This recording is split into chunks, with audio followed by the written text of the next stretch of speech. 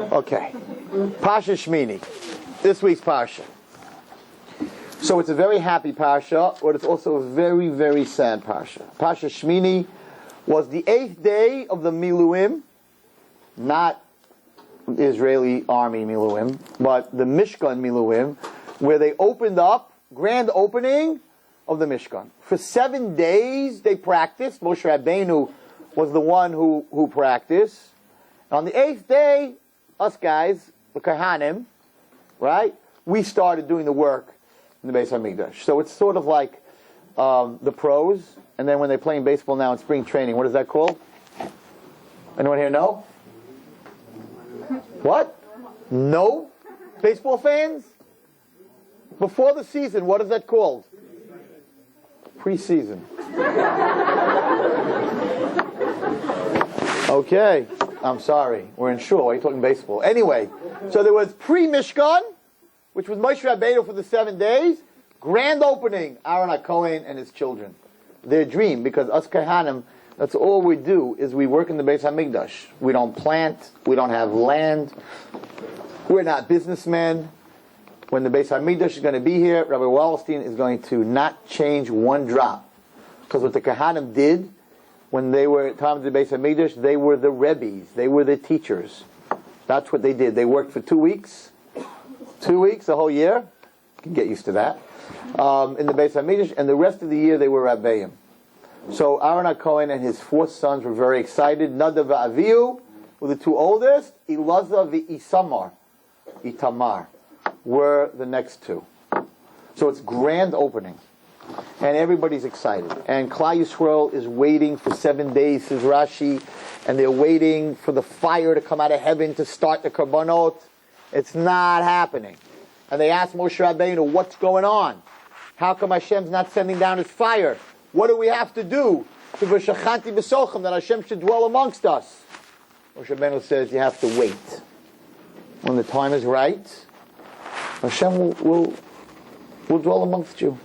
And I think you have to wait until Aaron HaKohen and his sons, when it's their day, on the 8th day, that's when the fire is going to come down. Okay. So, there were 2 Mizbeachs in the Beis HaMikdash. Mizbeach HaChitzon, outside Mizbeach, and an inside Mizbeach. Mizbeach HaChitzon were for animals. The Mizbeach inside was for Ketores, spices. So a fire came out of Shemayim, lit the fire on the Mizbeach HaChitzon, but did not light a fire on the inside Mizbeach. Along came Nadav v'Avihu, who felt, this is not good, because the inside Mizbeach doesn't have a fire. Let's make a Kiddush Hashem in front of all the Jews. Let's take our own fire, go inside, and light up this inside Mizbeach. Good idea. So, Vayichu b'nei Aaron Nadav v'Avihu ish machtasai, each one took a pan. Vayinu behen eish, they took fire from the Mizbeach, the outside Mizbeach, or just a fire. Vayisim olem ketores, and they put the spices into the pans, and they brought it inside. Eish zara, a strange fire, ashalotzi v'oisam. Hashem never commanded them to do this. But they did it on their own because they wanted to make a Kiddush Hashem. Good intentions. Very good intentions. What's the reward for these good intentions? Hashem. The fire came out from God, and it ate them alive. Says Rashi, the fire hit them, and burnt their total insides were burnt out. They died on the spot. But outside their body looked like lightning hit somebody. So outside their body looked full and complete, but inside all their Evarim, all their parts of their body were burnt, and they died on the spot. Vayamusu lifnei Hashem, they died in front of Hashem. Okay. So Moshe Rabbeinu called Mishol and Tzafon to take them out. What happens? What is, see that when I speak there are fireworks, I love it. Only in Queens. What was Aaron, who was the father of Nadav and Avihu, the 2 young men that just got killed? What was his reaction? Imagine. No, you should never imagine. Chas v'shalom, nobody here should ever even understand what happened over there. On opening day, the day of the Kohanim, in front of everybody, And it says that Nadav and Abihu were greater than Moshe and Aaron. So these were his superstar sons. Got killed right in front of their father's eyes on the big day for all of them. For the Kahana. Could you imagine? You can't imagine. Someone's getting married, and the parents are at the chuppah, and the child dies under the chuppah. It's such a tragedy. Nobody can even imagine such a thing. But that's what happened here. Was the day of the chuppah was the biggest day for a kohen. And right in front of his eyes, his two oldest boys, who were greater than him and Moshe Rabbeinu, died. And who killed them? Hashem. They didn't have a heart attack to say they were, weren't exercising or they smoked too much. There was no question who killed them. A fire came out of heaven like lightning and hit them both. So, how does a person react? How does Aaron HaKohen, who gave his life for God, who all day long, all he did was run around and bring shalom, bring peace between people, husbands and wives, how did he react? Says the pasuk, Vayidom Aharon. And Aharon was silent. Now, that's a verb. When you have nothing to say, sometimes people have nothing, not me, but sometimes people have nothing to say. Just have nothing to say. That's not called being quiet. Being quiet is if you say something to me I don't like, and I want to say something back to you, and I control myself. I'm like, nope, it's a verb. I'm not going to say anything. But Yidom Aaron is a verb. He didn't say anything. He just accepted it, which is unheard of. Why, Hashem? My boys are so good. And even if they weren't, and they made a mistake, they did it for you. And even if they didn't do it for you, I'm standing there. My whole life I gave to you. Could have given them another chance. You had to kill them on the spot. Nothing. Not a word. Vayidoim Aaron, not a word. So how does Hashem pay someone back for that? How does Hashem pay someone back for not speaking? And the answer is very deep. A few psukim later, for the one time and only time in the Torah, it says, Vayidabe Hashem el Aharon lemar. And Hashem spoke to Aaron saying, the only time in the whole Torah, beginning to end, that Hashem spoke to Aaron one-on-one. It says sometimes, Vayidabe Hashem el Moshe v'Aaron, el Aaron v'Moshe. The only time Hashem just spoke to Aaron by himself, no Moshe, one-on-one, was right after his children died. Hashem said to him, you cannot drink wine before you come into the Beis HaMikdash. What does that have to do with anything? So, the rabbis say there are 4 reasons that they died. 4 different rabbis, 4 different reasons. One says that they drank wine because it was their happiest day of the year, and they thought that if they drink wine, it's going to make them loose, it's going to make them spiritual. So if they go in under the influence of alcohol, and this unbelievable day, they're going to get onto such a high level, it's going to be amazing. Like some guys who go to weddings, and they get blitzed, and they drink, and they sit there, and they look so stupid. Now I'm getting the guys. Don't worry, we get both sides of the room. And they stand outside there, and they think they're cool, and they have that liquor glass, and it's got about this much scotch in it, and they're sitting there smoking outside, and they're swishing it like, yo, you know who I am? And it looks stupid. You know why you look stupid when you do that? Because it looks like that the glass of scotch is really swishing you, not you're swishing it. Who are you trying to impress? If you want to drink it, drink it. And if you don't want to drink it, what are you standing out there with your cigarette, with this half glass of scotch because it's very cool. So it's a different shear. Those are guys who don't have self. Girls, stay away from those guys. They don't have self. The bottle of liquor and the cigarettes, what gives them who they are. Take that away, they can't talk to nobody. They don't got no friends. They think that when you come to a wedding of your best friend and you want to make them happy, you got to get blitzed. That means you have no feelings for your friend. I don't need to drink to dance all night for my friend. If you need to drink, he's not your friend. Because guess what? If you drink that much, I can get you dance for a monkey. You don't need to be dancing for your friend. Why am I telling you this? Because people think that if I drink at a wedding or if I drink on Shabbos, it's going to make me a lot more spiritual. Says the Torah that Nadav and Avihu thought that on the day of God revealing himself in the Mishkan, if they drink, wow, it's just going to open up their head and their eyes. And Hashem said, if that's what you think my relationship is, you have to drink to get close to me, then you don't need to be here anymore. And therefore, Kohen, which I am, we're never allowed to drink. On Yontif, before we do Bechak Kohanim, by the Sfardim, they do it every day. You're not allowed to drink before you do Bechak Kohanim. And there are some Kohanim that never drink to get a little tipsy because they believe that Mashiach can come any moment. If Mashiach comes any moment and you have to do the Avodah, and you're going to say, no, go do the Avodah. You're going to go, well, I just had a half a bottle of vodka. I really can't do it. Okay, we'll take a different Kohen and you missed out. So there are many Kohanim that don't drink, and the one you're looking at right here doesn't drink. Because I can be happy, girls and guys, without drinking. Just the opposite. Give me a drink, and it takes away my connection.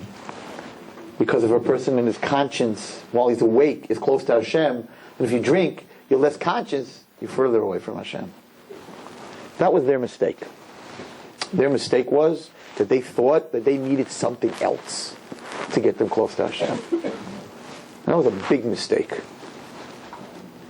I had a boy a few months ago tell me that when he smokes up marijuana, he does a joint, he learns much better. He understands the Gemara much better. Maybe, I don't know. I never tried it. But that's not what the rabbis, what the rabbis want you to do when you sit and learn.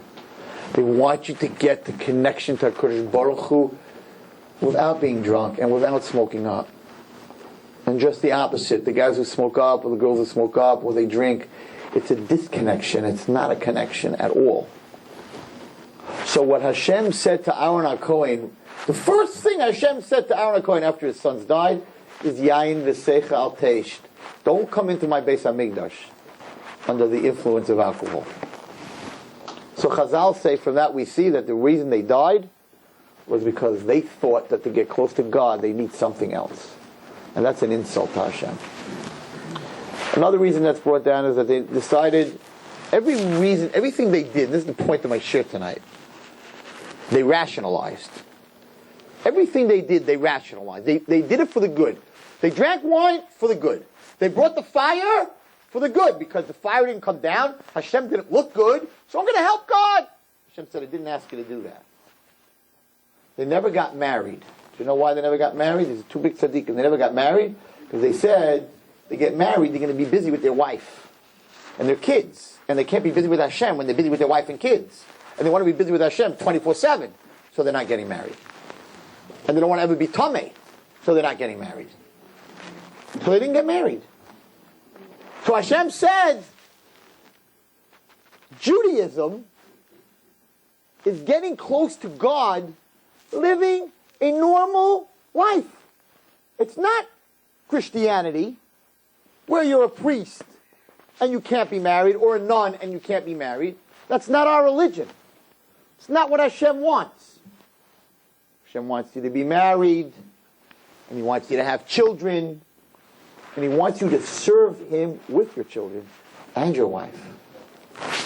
Nadav and Avihu decided, no, We want to be greater than Moshe. He was married. Aaron was married. We want to be greater. We don't want to be busy with anything in this world. Said Hashem, in that case, if you don't want to be married, and you don't have children, and you don't want to be busy with anyone in this world, then you don't have to be in this world. To be a malach? You want to be a malach? A malach's in the next world. So Hashem took him out. Third reason, again, the reasoning, girls, was amazing. They did it for Hashem. They did it for Hashem. The reasoning was amazing. Hashem said, but that's not what I'm asking. I'm not asking you to drink. I'm not asking you not to get married. I'm not asking you to bring fires where you're not supposed to bring fires. And then the fourth reason was that they passed in the halacha in front of Moshe Rabbeinu, in front of their Rebbe, which you're not allowed to. Also because they thought they were greater, they were killed for that too. So the point I'm trying to make here tonight, everybody who does something wrong in their life rationalizes it. Why it's not wrong, including the rabbi that's sitting up here. I don't know if you heard my speech this past week. I used to be a very big gambler. Huge. Not Stam, a regular gambler, but crazy big. I was very, very famous. All across Vegas, Atlantic City, Lake Tahoe. Huge gambler. Now, how could Rabbi Wallerstein, 13 years ago, have been a huge gambler? He was a Rebbe. He was teaching Torah. How could you be a huge gambler and teach Torah? So I had to rationalize it. So the Gemara says that the reason you're not allowed to gamble, there's two reasons a person's not allowed to gamble. One, if everyone in the world would gamble, then there would be no food, and there'd be no clothing, because we'd all sit around a poker table, and we'd all be playing poker, and blackjack, and dice, and everything else, and everybody would be making money, taking money, making money, taking money, but nobody would be doing anything, so the whole world would be destroyed. So if everybody would gamble and nobody would work, and that's the way you made money, there'd be no world. So Hashem said, a gambler destroys the world. I don't want to destroy the world. And then the Gemara says, the other reason that you're not allowed to gamble, you're a ganef. When you sit with your friends and you play poker, and you take money from your friends, you're stealing. No, Rabbi, it's a friendly game. I don't care if I lose $20 or $100 or $1,000. It's my friend. Liar. How do I know you're a liar? I'll tell you how I know you're a liar. Because if I was, let's say, to play with one of the guys here and say, guys, it's a friendly game. The most you can lose is $40. But we're going to play poker. And I'm sure nobody here knows anything about gambling, so I don't want to teach you too much. But the best hand in poker is the highest royal flush. That's the best hand. You can't lose with a royal flush. It's better than 4 of a kind. 5 of a kind, they shoot you. But there is no such thing. But royal flush. So okay, let's do this. Rabbi Wallerstein is going to start the game. Every hand, Rabbi Wallerstein is going to start with a royal flush. Want to play me? You can't win. You want to play me? Are you crazy, Rabbi? What do you think, I'm stupid? I'm going to lose every hand. Right. But if you don't care to lose every hand because it's just a friendly game, why aren't you playing me? Because it's not fun. It's fun to lose every hand. Aha. That's a lot of fun. Ever meet a guy that lost every hand that night? He just walks out of there smiling. I had so much fun watching you take my money. So the Gemara says that little inkling in you, that it bothers, because what does gamble mean? Gamble means that I think I could win if I know, right? And I lost. You're stealing from another Jew. So that's why you can't play cards. So now, I figured it out. I said like this. I don't play cards to make a living. The Gemara says you're not allowed to make a living playing cards. It's going to destroy the world. I have a plastic bag factory with 200 Chinese guys working. And sales force. So I make a living in my business. Playing cards is a hobby. So the Gemara is not talking about me. The Gemara is talking about people who make a living playing cards. I don't make a living playing cards. So that problem went out the door. What about the Jewish people? So every Hanukkah I used to play with my friends. I said, no more. After I learned that Gemara, I'm not playing with my friends. They're Jewish guys. If I win and we were playing big numbers, of course it bothered them. In fact, Two of my friends, to this day, it's 25 years later, don't talk to each other. Because one thought the other guy went, partnership finds best. Don't ask. So I said, that's it. I'm not playing with Jews no more. I'm going to Atlantic City. Right? It's all my stockholders. New Jersey says, come down and play. Right? Therefore, I'm not stealing from everyone. Because look how they build those hotels. They have billions of dollars. So they don't care if Wallerstein wins. Because the other 40 guys are going to lose. Right? They look at the whole pot at the end of the day. There's no individual. He's not Jewish. There's no problem. Baruch Hashem. It's great. I could go gamble. So I went to Atlantic City, and I went to Vegas, and I went to Lake Tahoe, and I played millions of dollars. I was one of the biggest players, Jewish Orthodox players. My yarmulke, my tzitzis, I tipped, Kiddush Hashem. We had a minyan in the pit. I bought svarim. Atlantic City, Chatzer Shalom. If you ever go, Congregation Rodev Shalom, all their svarim, it says in it, donated by Zecharia Wallerstein. A tzaddik. I was such a tzaddik, you have no idea. I really made a Kiddush Hashem because never, where I played, did anyone say, this guy's a cheap, Jews are cheap. I tip like you never knew. I want to tell you about my ultimate night in Caesars Atlantic City. So I'm sitting in Caesars Atlantic City. I'm playing all night. It's 4 o'clock in the morning. The shift is over at 4 o'clock in the morning. Now the way it works is everybody on the shift gets paid by the tips. They get the lowest amount of money, and then that's their salary, but they make their money on the tips, so they take all the tips of all the people that played that night from 8 o'clock to 4 o'clock, the 8 hours. They take all that money and divide it by all these people. These are regular people. They make a couple $100 a week. I had a sick night. I was making money. I didn't even know. While they were shuffling the cards, I put like $500 on number 18. The little marble fell on 18. Whatever I touched, it was like the Satan was sitting on my hand, right here, and he's like, come on, you're on a roll. At the end of the shift at 4 o'clock, you know, when you tip, the dealers let play the tip. So I kept tipping because I kept winning, and I kept tipping, he kept playing my tip. At the end of the shift at 4 o'clock in the morning, I had tipped over $120,000. In their lives, this never happened. Because most gamblers are very cheap. And the pit boss came over to me and said, Mr. Wallerstein, would you mind if the shift lines up to thank you? So I sat at this table in Caesars at 4 o'clock in the morning, Rabbi Zecharia Wallerstein, all by himself. And 120 people lined up.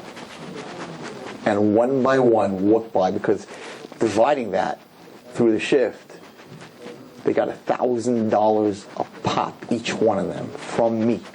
It took them, in tips, probably a month to make that normally. They were freaking out of their heads.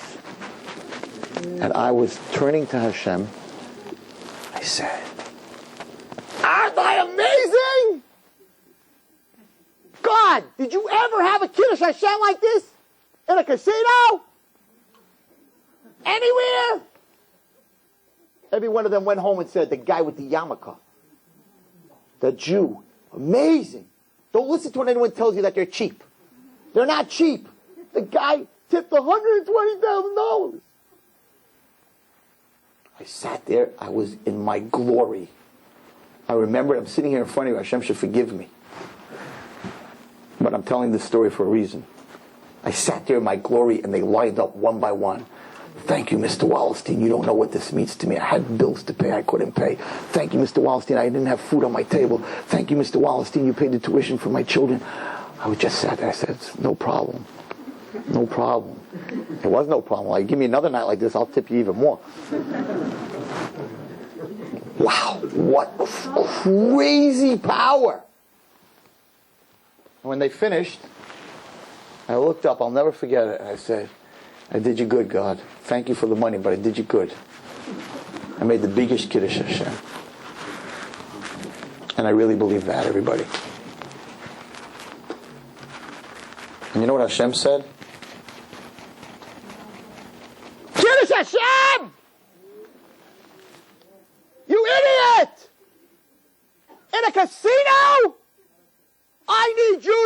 a casino and make a Kiddush Hashem?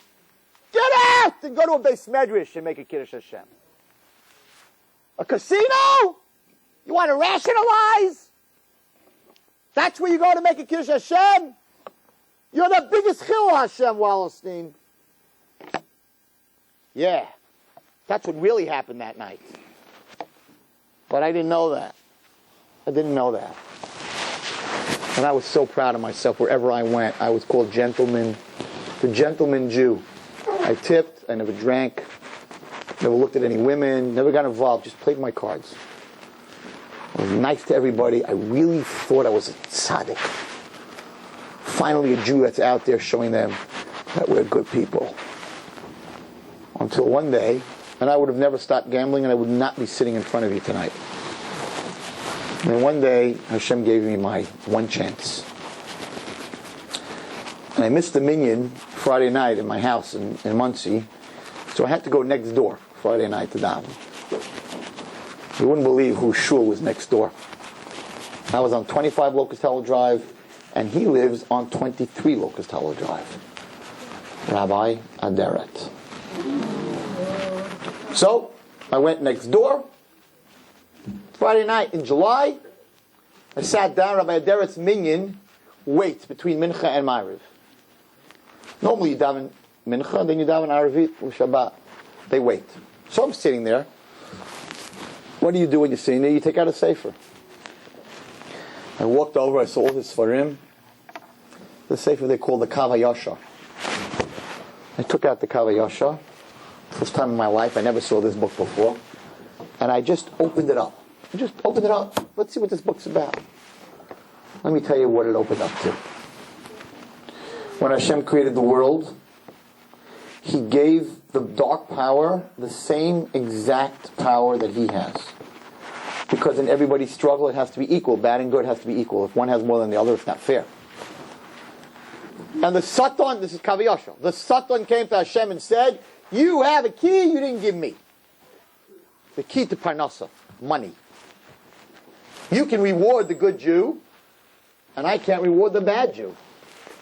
So Hashem said, Satan, you have as much money as I do. So it says the Kav HaYashar the following. How can people on Shabbat that have their businesses open on Shabbat make so much money? Who's giving them that money? Can't be from God, because He says you're not allowed to work on Shabbat. That money comes from the Satan. Not only that, but you'll find that if you open on Shabbat, you're going to be much more successful than when you're not open on Shabbat. Because the Satan has the money to feed the people who sin. Okay, I had no problem with that. I keep Shabbat. That was cool. And then he says, an age-old trade that was done, that women used to make money with, and they say, how did these women make such money? And said, Hashem definitely doesn't support that trade. He says, the Satan does, to the extent that there's a pasuk in the Torah that says, Esnan Zona, that a Zona who makes money and she wants to bring a carbon, because she rationalizes, with the money that I made, I'm not such a bad girl. I'm going to bring a sacrifice. Hashem said, Esnan Zona, don't bring up my mizbeach, I'm not interested. Don't rationalize. The guy who gambles and says, but I'm going to give a lot of tzedakah. That money, then came the big word. Mafriche yoinim umesachik bekuvia. Those who race birds and play dice. Gamblers. That money comes from Hashem? You think Hashem's sitting in a casino? Oh, full house. Let's give him money. Oh, blackjack. Let's give him money. Oh, the dice ended up on... Chas v'shalom. Chas v'shalom. So all the money you make gambling is from the dark side. Now I'm getting a little nervous. And then it says the following. So it's from the dark side. No. So I won't buy an aliyah. I want to buy a car with it. So the Kav HaYashar says that anybody who takes money from the dark side, those who gamble and make money, so after 120 years when they die, the Satan says, I supported you your whole life. You got money from me. Therefore you belong to me. And he takes that soul and he puts it in the 7th level of hell. the Tohaim of Gehenna, never to come out. Not 11 months of Kaddish, not Mishnayos. You belong to him. And not only that, says Zecharia Wallerstein, but the money that you won, whatever you do with it, belongs to him. So if you buy a Sefer Torah, every time they lane, doesn't go to the good side, goes to the other side. If you give money for a kid to learn in school, doesn't go to the good side, it goes to the other side. So not only are you not doing something good, you're the one who's feeding the dark side, who's bringing cancer and every other thing into this world. I said, Dunsky! I will never gamble again. I'm not stupid. If I'm going to go gambling, I'm going to lose, so I'm an idiot. If I win, it's money from the Satan. What am I going to do with it? So I stopped that Friday night. Now you're talking about an impossibility. Gamblers Anonymous called me 9,000 times. They called me from Vegas, from everywhere. Wallerstein, Steve Wallerstein. How did you stop? Where are you playing? Offshore? They couldn't believe it. We don't see you're not playing in the United States. You're playing offshore, aren't you? I'm like, no. So how did you stop? Nobody stops when they're up. I was up. Gamblers Anonymous, there's no one sitting there that's winning. When you're losing, I need help. When you're winning, I don't need help. Who needs help when they're winning? That's why gambling is the worst of all the addictions. Because it's the only addiction you can win. So when my friends used to say, you're addicted! I would say, that's right, but I'm up 100. Not like drugs. I'm making money. Not always. So it's a terrible addiction. So I stopped 13 years ago. I learned that. Baruch Hashem, never ever did I look at a card. Do I even land in Vegas to get to LA? I won't land in Vegas. I'm done. It's over. I learned a Kav Yashar. I understood what it said. I said, I don't want, after 120 years, that everything I'm doing belongs to him. But let me tell you something. I rationalized until I came to that Kav Yashar that I was doing a big mitzvah. Now, boys and girls, let's go back to that night in Caesars, Atlantic City. Kiddush Hashem? If I made a Kiddush Hashem, where did it go? If it was the biggest night that I ever did anything for Hashem, I was gambling. The money that I gave them was coming from the dark side. So if I made the biggest Kiddush Hashem, I created the biggest nuclear missile against us. Because that Kiddush Hashem I gave to the Satan. What an idiot. As I sat there in my pride, thinking how great a person I was. That was a mistake that Nadav Avihu, they rationalized. They sat there and said, it's a mitzvah. Hashem said, I didn't ask you to bring a fire. You don't need to drink. You should be married. Don't make up your own rationalizations. The Gemara says you shouldn't gamble. Don't work your way around it. It's like the guy that 2 years ago, a girl calls me up and says, I went out with this guy, and he said that his rabbi said that if you wear gloves, then you're Shayman Negiah. Right? It's stupid and silly. No, it wasn't so stupid and silly. Because she believed him. He rationalized. Doesn't say anything about gloves. So the first thing for a person to change and to grow, ladies and gentlemen, is to realize that what you're doing is wrong. And not to rationalize it. Because if you know it's wrong, then you have a chance to change. If you think it's right, you'll never change. And how do you know if it's right or if it's wrong? How do you know if it's right or if it's wrong? So the very famous story that I've told a few times about the two Israelis that got stuck in the Judean desert, two soldiers, they were going after terrorists. And they got separated from their platoon. And they were stuck on a sand dune in the middle of the Judean desert where it's 140 degrees. In the summer. And they were dying. And the first thing that happens when you're dying of thirst is you begin to hallucinate. And you begin to see things that aren't real. Those are called mirages. And the Satan is known for what they call dimyonot. which is mirages. They make you think, big mitzvah, like the girls will tell me, Rabbi, yeah, I'm not so Shemini Gia, but ever since I met him, he started going to Minyan. Great. He's going to Minyan, but you're not Shemini Gia. So you're Chayiv Kares, and he's going to Minyan. Very nice. And they really believe it. They're like, you don't understand, Rabbi. So we do some stuff that's not right, but he's just a different guy since I mean, if it wasn't for me, he just wouldn't be religious. Baloney, that's their sale. The guys tell you that. It's not true. Because guess what? You can't be religious for somebody else. That's why we don't convert people who want to just convert to get married. If he wants to go to Minyan, he should go to Minyan without you. And if he's going to Minyan because of you, and he's not Shemini Gia, it's all a mirage. I know a school, yeshiva, where 80% of the boys are woken up for shachris in the morning by girls. I know the veker. They call it a veker in Yiddish. There's a guy, a mashgiach, who goes around every morning at 7:30 to wake up the boys. He cannot get one of them to get up. Not one. But the girls call at 7:30, and the guy's phone rings. Oh, Rivka. Are you getting up? Are you going to shachris? You're not supposed to be talking to this guy. Why are you talking to this guy? What are you doing? What are you talking about, Rabbi Wallerstein? I wake him up for davening every morning. That's not what the Torah says. The Torah doesn't say that a woman should call right before she's married her boyfriend in yeshiva and wake him up every morning. Rationalization. No, she's a big tzaddik stuff. And we sell them that. We sell them that baloney. And they believe it. So how do you know what's right and what's wrong? Amazing story. So they're dying, these two guys.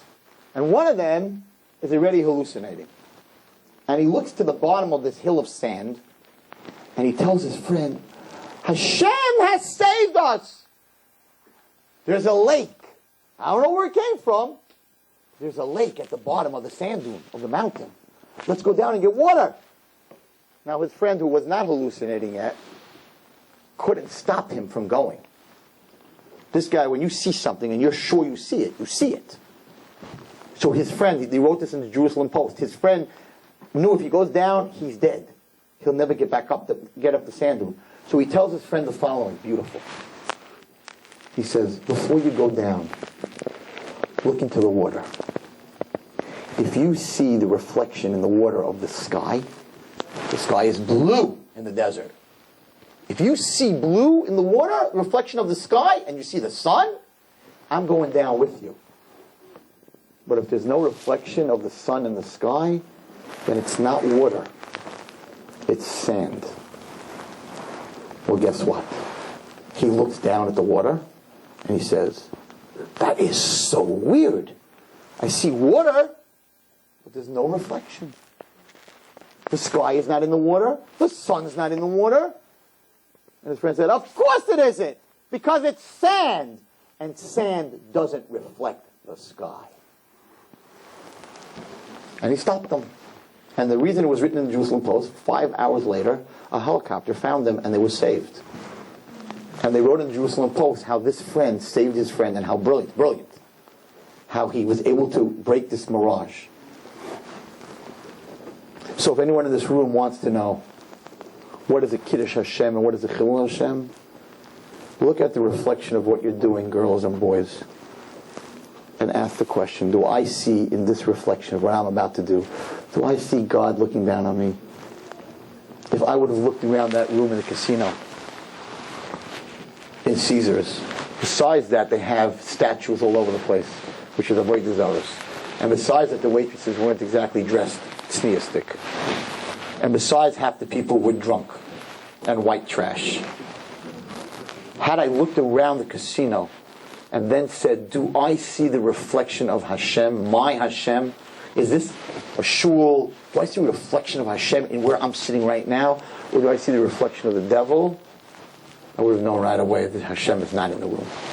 This is not a place for Hashem. I'm not in a movie theater. This is not a place for Hashem. But the movie, it's a choir. It's not so bad. Is this a place where Hashem dwells? In a movie theater? Where everybody's making out in the dark? I don't think so. So what are you doing there? Oh, we're not making out. We're just watching the movie. I know. But is Hashem in the room? Is that where you should be? Do you see the reflection of Hashem in where you're at? And if He's not there, it's a mirage. Hashem doesn't want girls waking up boys. It's a mirage. It isn't true. And I can't tell you the craziest sins that I have heard people come to talk to me about. The craziest adultery. Big, huge sins. And I'm like, you're such a good lady. You're so good to your kids. You're so religious. You have people over for Shabbos. What are you thinking of doing this? And they have some rationalization. Well, if Hashem didn't want this to happen, then why does this guy live on my block? You're laughing. I'm like, oh, that must be what he wants. It says in the Torah you cannot commit adultery. I don't care if the guy lives in your house. What are you giving me this baloney? No, but he lives in my block. So if Hashem didn't want it, I said, you're right. He lives on your block because this is your test. You crazy? It's Bashert, Rabbi Wallerstein. Adultery is Bashert. You're laughing. She was serious. She was serious. She says, an older woman, this is not an idiot little teenager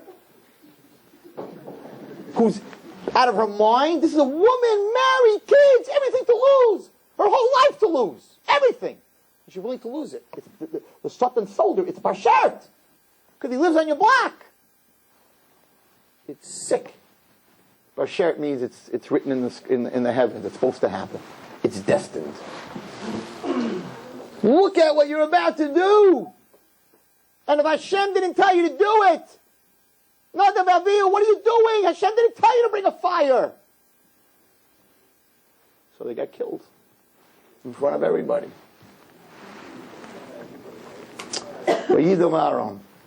I think you got my point. But this happened many times in the world. When Hashem destroyed the whole world, you know what it says in Rashi? I didn't put that candy in my mouth. You're all in trouble. You know what it says when Hashem destroyed the world? You know what Avera they did? You know what broke the camel's back, so to say? You ready for the big Avera? Hashem decided, I'm destroying the whole world. A tsunami that covered the earth. What did the world do? Says Rashi, they stole. What did they steal? A Maserati? No. A grape. What? A grape? A grape. One grape. 1 second. They served idols, committed adultery, killed people. No. They're going to do tshuva. They're going to be good. Says Rashi, what happened? Oh, you stole the grape. End of the world. That's it. You're all out of here. Or, I don't know if you eat this, but Israelis eat garainim. You know the little sunflower seeds? They spit at you on Shabbos. Right? Very nice. Beautiful. So, I don't know how you call garainim one single garainim. Garain, gareen, whatever. Garen. What? Garen. One! You stole one garen? End of the world. Give me a break. What's going on here? You know why? As long as they were stealing big things, they knew they did something wrong. So what did they do, these wise guys? The halacha is that anything that's worth less than a penny is not considered stealing. So if you go to your friend and you take one poppy seed, right? You don't have to ever pay for it. It's not considered stealing. So what did they do? 60 guys, 100 guys walked into a store, and each guy took one grape. So the whole cluster, right? They peeled off all the clusters of grapes, but every single guy, you couldn't bring him to court, because each guy, I took one grape, it's not worth a penny, I don't got to pay. When Hashem saw this, Hashem said, now they're stealing, but they figured out a way to steal with rationalization. In other words, everybody walked out, I didn't do nothing. I stole one grape, come on, get over it. Meanwhile, the poor guy had no grapes left. Hundreds of people walking through a store taking one grape. They were brilliant. Hashem said, there's no reason to keep the world anymore because these people will never do tshuva. Because as long as you think you're not doing something wrong, you're not going to do tshuva. You destroyed the world. Sodom! Avraham Avinu said, Hashem said, I'm destroying Sodom. Avraham says, you got 100, you got 50 good people there? No. 40? No. 30? No. 20? No. 10? No. Okay, destroy them. Avraham Avinu, you're the man. You're even a better speaker than Rabbi Wallerstein. Why did you go to Sodom? Right, you and Eli Mansour and a couple other rabbis. and open up a yeshiva and be makar of the people of Sodom. Avraham Avinu was the Kiruv, major league Kiruv. He turned the whole Charon around. He could walk into a room and just turn people around. He could even get all of you off Facebook.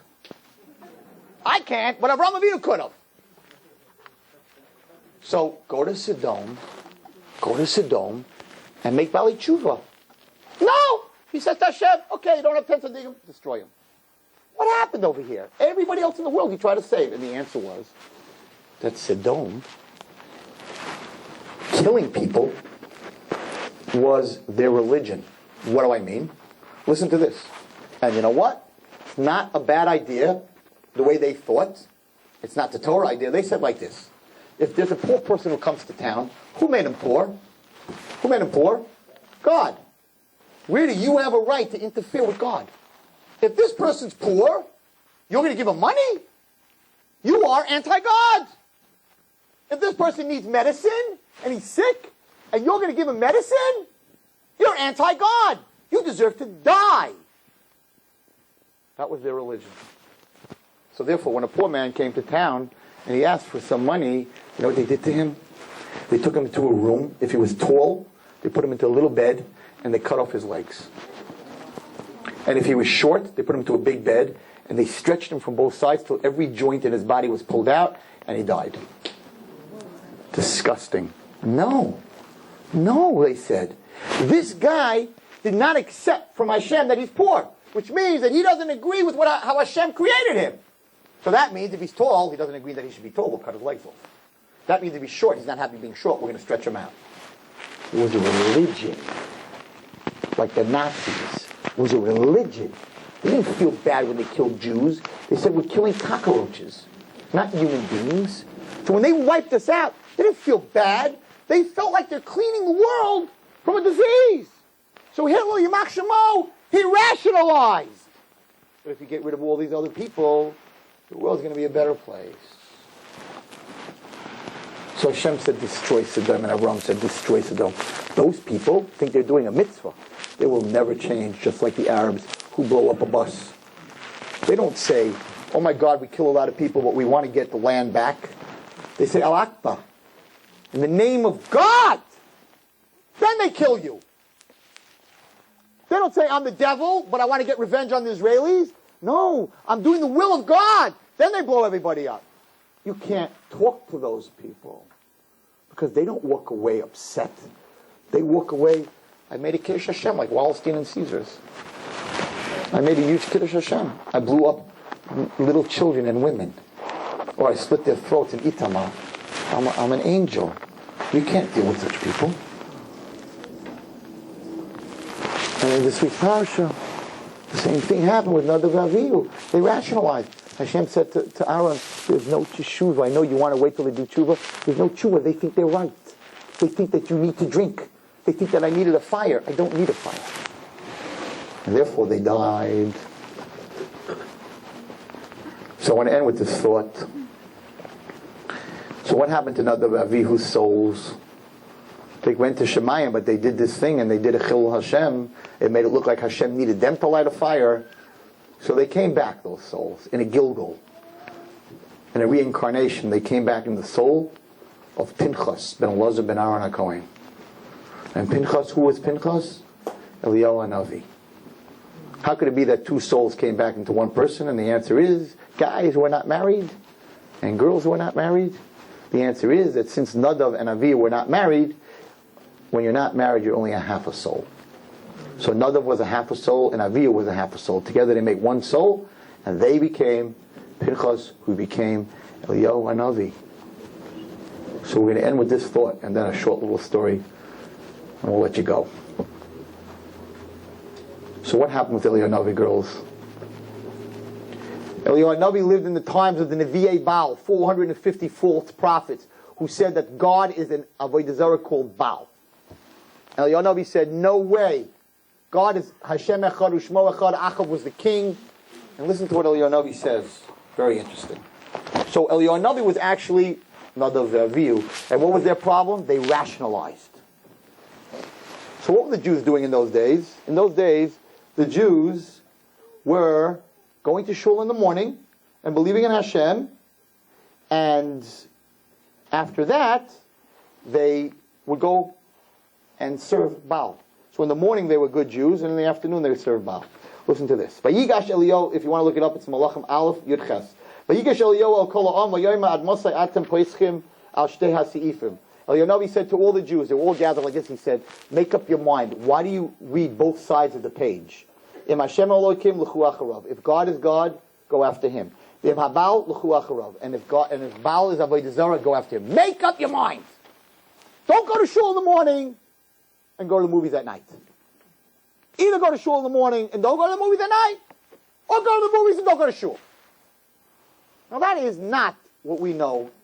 If you had said to me, Rabbi Wallerstein, I go to the movies at night, but I go to shul in the morning, I would never tell you don't go to shul. Keep going to shul and hope that you'll stop going to movies. What is Eliyahu Navi saying here? Eliyahu Navi is telling them, listen, guys, make up your mind. Either serve Avodah Zarah a whole day, or serve Hashem. You can't play both sides of the thing. That's not, whatever mitzvah you put on tefillin, and even if you don't keep Shabbos, I'm not going to tell you not to put on tefillin anymore. So what's Eliyahu Navi saying here? Who was Eliyahu Navi? Eliyahu Navi was, thank you. Are we still awake? Okay, the button didn't wear out. Nadav Avihu. Nadav Avihu, what was the lesson that they learned? Don't rationalize. So Eliyahu Navi said, as long as you're going to shul in the morning, and then you go to the movies at night, or whatever you're doing, or you're chilling, or you're hanging, or whatever you're doing at night, as long as you're doing that, you're going to rationalize, well, I'm a good guy, I go to shul in the morning. So Eliyahu Navi said, from what I learned, don't rationalize. Don't go to shul. Serve the Avodah Zarah. That way you'll know you're doing something wrong. If you know you're doing something wrong, you'll end up doing tshuva. So Eliyahu Navi stepped out and said, don't go to shul. Go watch your movies all day. Only because he came from Nadav Avihu. Let's see the end of the story. So, Eliyahu Navi, they say, listen, Eliyahu, we don't know. 450 false prophets, one honest prophet, Eliyahu Navi. Eliyahu Navi says, okay, we're going to do a test, and this is it. I'm going to build a mizbeach, and the Nevi'ai Baal is going to build a mizbeach. Hashem's going to send a fire, or the Avodah Zarah is going to send a fire. So they both built the mizbeach. Eliyahu Navi took 12 stones, and he built the mizbeach, and he put a cow on it, and he put wood on it, and he put the cow on the wood, and he poured a lot of water all over it, and the Nevi'ai Baal built the mizbeach, and inside the mizbeach they put a man with a fire, so that when they scream, Avodah Zarah, send the fire, this man was going to light the mizbeach up. They had a whole plan to fake everyone out. A nachash came, a snake came, and killed the guy that was in the mizbeach. So the Nevi'ai Baal was screaming, send the fire, send the fire. A whole day they said, send the fire, no fire. Eliyahu Navi sat there and he said, scream louder, he's sleeping, wake him up. And they screamed louder, Navi says, till blood came out of their eyes. So they're screaming, Baal, Baal, send the fire, and the guy is dead. Eliyahu Navi said, okay, everybody, it's almost night, come to my side. And he said, Hashem, show Klal Yisrael who you are. And out came a fire, burnt the mizbeach, everything, the cow, the water, the wood, the stick, everything burnt to a crisp, and Klal Yisrael pointed and said, Hashem hu Elokim. Hashem is the God. Eliyahu Navi waited a whole day. A whole day he didn't light a fire. He didn't ask Hashem to do it. He waited a whole day. And he made a huge Kiddush Hashem, and they realized that all these prophets were false, and they followed the Torah and the mitzvahs. So what happened, everybody? The Chilul Hashem that Nadav Avihu did was that they brought a fire. And they didn't wait till the fire came out of Shemayim. Eliyahu Navi, who was them, sat a whole day and said, nah, I'm not making that mistake again. I'm going to wait for the fire. And the fire came out and fixed the Chilul Hashem that Nadav Avihu did. And Eliyahu Navi, who was Pinchas, who was Nadav Avihu, fixed the whole thing. So everybody gets a chance to do tshuva. Shaul HaMelech lost his malchus because he was supposed to kill Amalek, and he let the animals live, and that's why Amalek is still in existence today, because he didn't kill the animals. You know what he told Shaul when Shaul said, Shmuel said, I told you to kill, Hashem said kill everyone. He said, yeah, but I kept the animals, because why should we just kill animals? Let's bring them up as sacrifices to Hashem. And Shmuel said, you just lost the kingdom forever. You're done. Your children, done. The kingdom will come from David HaMelech, from Yehuda. Do you know why? Because you just rationalized. You said, even though Hashem told me to kill all the animals, wouldn't he rather have korbanos? Not what Hashem said. He said, I don't want animals. And if you rationalize, then you're just like Amalek. Because Amalek also rationalized. Eliphaz, who said, I'm going to kill Yaakov, also rationalized. My father told me it's kibbut over aim. That was his rationalization.